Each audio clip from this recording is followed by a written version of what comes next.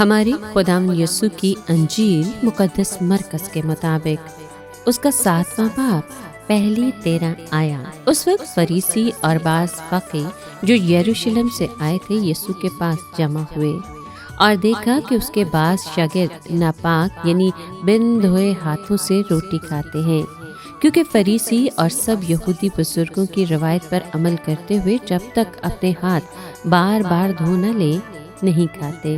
اور بازار کی چیزیں نہیں کھاتے جب تک ان پر پانی نہ چھڑکے، اور بہت سی اور باتیں ہیں جو قائم رکھنے کے لیے ان کو پہنچی ہیں، جیسے پیالوں اور لوٹوں اور تانبے کے برتنوں کو دھونا۔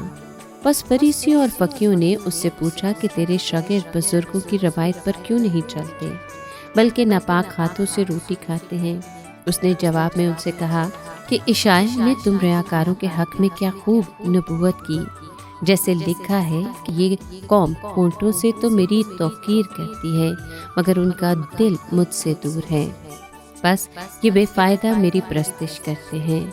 کیونکہ آدمیوں کے احکام کی تعلیم سکھاتے ہیں، کیونکہ تم خدا کا حکم عدول کرتے ہوئے آدمیوں کی روایت کو قائم رکھتے ہو۔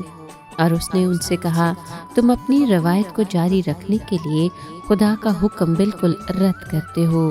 کیونکہ موسیٰ نے کہا تو اپنے باپ اور اپنی ماں کی عزت کر، اور جو کوئی باپ یا ماں کو برا کہے وہ ضرور مارا جائے،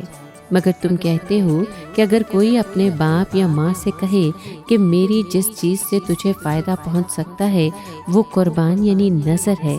تو تم پھر اسے اپنے باپ یا ماں کی کچھ مدد کرنے نہیں دیتے، یوں تم اپنی روایت کو جاری رکھتے ہوئے خدا کے کلام کو باطل کر دیتے ہو، اور ایسے ہی بتھیرے کام تم کرتے ہو۔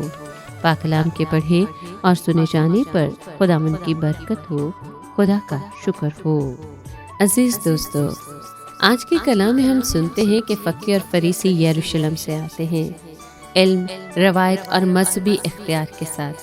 وہ یسوع کے شاگردوں پر نظر رکھتے ہیں مگر ان کے دلوں پر نہیں، صرف ان کے ہاتھوں پر۔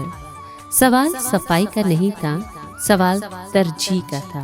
یسوع ان کی بات کا جواب سخت مگر سچ کے ساتھ دیتا ہے۔ وہ یاد دلاتا ہے کہ خدا کو ہونٹوں کی عبادت نہیں چاہیے بلکہ دل کی فرما برداری چاہیے۔ جب عبادت رسم بن جائے اور ایمان روایت میں قید ہو جائے تو دل خدا سے دور ہو جاتا ہے، چاہے ہاتھ کتنے ہی صاف کیوں نہ ہو۔ یسوع ایک گہری حقیقت ظاہر کرتا ہے کہ جب انسانی روایت خدا کے حکم سے بڑی ہو جائے تو دینداری کھوکھلی ہو جاتی ہے۔ وہ لوگ شریعت کا حوالہ تو دیتے ہیں مگر محبت اور ذمہ داری سے بچنے کے لیے راستے نکال لیتے ہیں۔ والدین کی عزت جیسے بنیادی حکم کو بھی وہ الفاظ کے پردے میں رد کر دیتے ہیں۔ آج کا کلام ہمیں خود سے سوال کرنے پر مجبور کر دیتا ہے، کیا ہم خدا کے حکم کو اپنی سہولت کے مطابق موڑ لیتے ہیں، یا پھر ہم رسموں میں اتنے مصروف ہو جاتے ہیں کہ محبت، انصاف اور رحم پیچھے رہ جاتے ہیں؟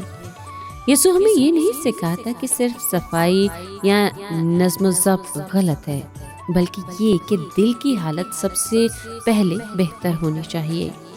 کیونکہ خدا کی نظر میں ناپاکی ہاتھوں سے نہیں دل سے شروع ہوتی ہے،